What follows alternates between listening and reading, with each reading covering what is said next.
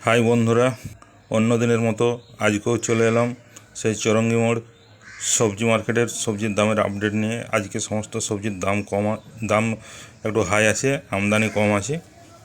সমস্ত সবজির দামে আজ খুব হাই আছে। দেখছো এই যে এই যে মাল জুটছে, সব দাম দর চলছে। আজকে করলার দাম 24 টাকা থেকে 27 টাকা পর্যন্ত চলছে। 24, 25, 27 যে যেরকম দামে নিচ্ছে করলার আমদানি একটু কম আছে আজকে, এই জন্য আজকে একটু দাম হাই আছে। কোয়ালিটি কিন্তু ভালো আছে করলার। আজকে ঝিঙার দাম 18 টাকা থেকে 21 টাকা পর্যন্ত চলছে।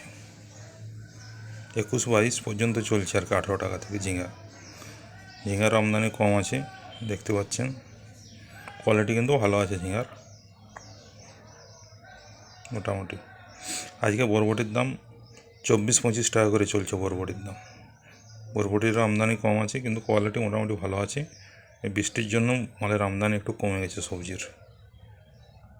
আজকে লাউয়ের দাম 10 থেকে 12 টাকা করে চলছে।